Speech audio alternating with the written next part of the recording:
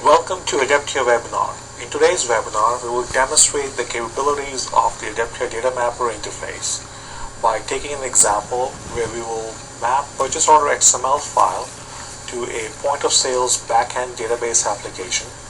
And by doing so, we will also show how a user can apply and manage data transformation rules on any data format, as well as how a user can accelerate the whole process of applying data mapping rules without writing a single line of code.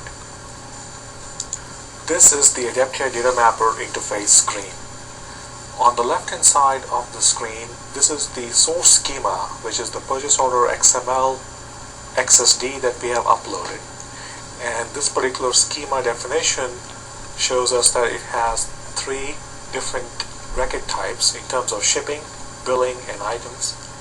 And on the right hand side of the screen shows us the target schema.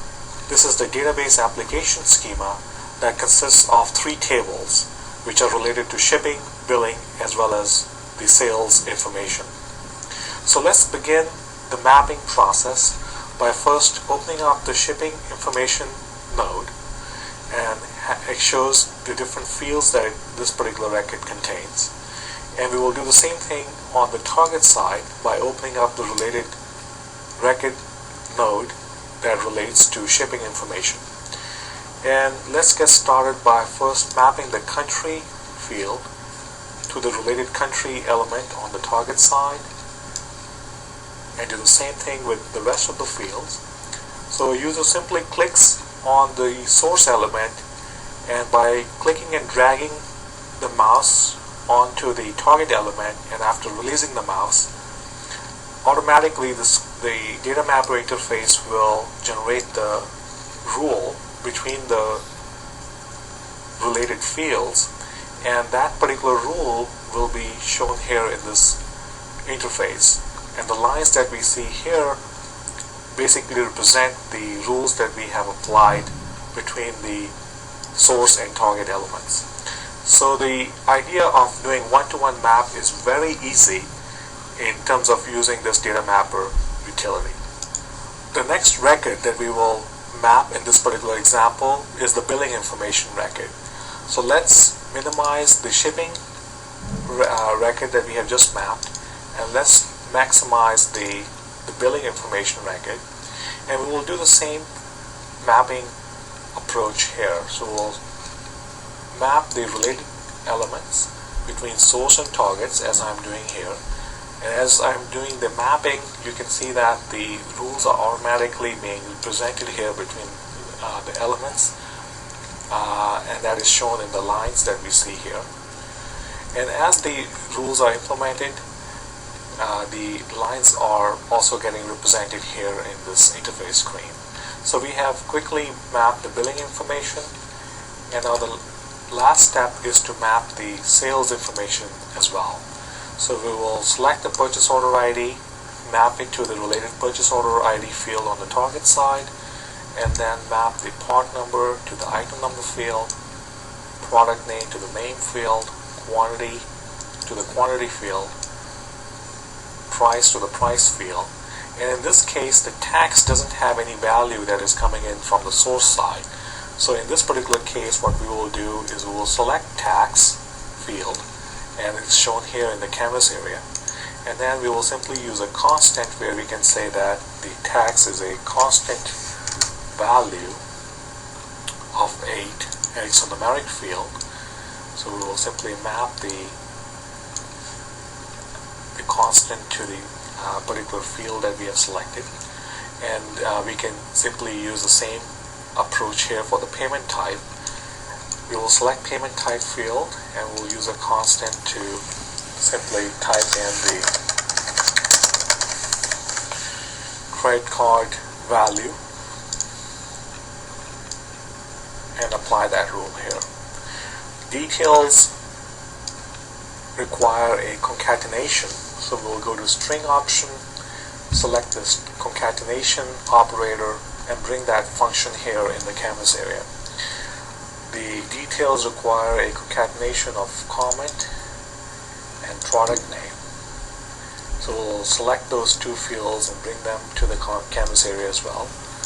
and then we will simply concatenate them using the concat function and send the result to the details element. And after we click on apply, the rule is automatically is represented here on the screen, and we can see that it receives a merged value between product name and comment. Shipping date also can be mapped, but in this case we will use a date function where we will need to change the format of the incoming shipping date value. So the incoming shipping date value is coming in the format of MMDDYY, and we need to change this format to the required format on the target side, and the target format for the shipping date is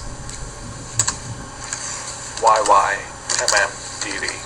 So we are reversing the format, so you can provide any type of format you want that is required on the target side, and this date function, this date format function, will automatically change the format of your incoming date value to the desired format for the output side. And then after we apply this rule, at runtime the shipping information date will be changed automatically by this particular option. So we have quickly mapped our transformation rules on the incoming data file, which is an XML file, and we have mapped these rules to the target side, which is a backend database application. And as these rules are being implemented, the code is automatically getting generated at the backend, and we can see this here in the screen. And this code is in XSL format, and users can also simulate and validate these rules by going to simulation and by providing a mock data, or they can provide their own data in this panel here, and then they can click on run and see the expected output result in the output panel on the right hand side. And this gives a very quick and easy way to validate whether the rules that have been implemented are correct or not. And the other thing that we want to show in this particular webinar session today is that there are different functions we can also use, such as math functions, as you can see here in this menu. There are different types of math functions or operators we can use. We can also select a string function such as concatenations, substrings, and other types of string operators to change string data that is coming in from the source side. We have already used date function. We can use aggregation to create a sum of numeric values coming in from different number of records in the source file.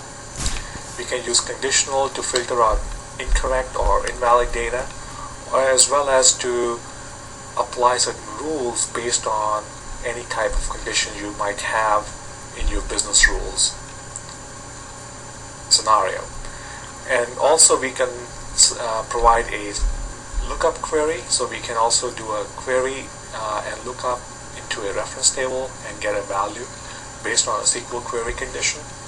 So there are different types of functions that we can use in this data mapping functionality that can be very useful in any type of data transformation scenario. In summary, Data Mapper simplifies the management of mapping rules because these rules can be applied on any data, whether it be XML or database or Excel. We can easily manage these rules by changing the mappings that we have done using the graphical notation that we have shown here in today's example.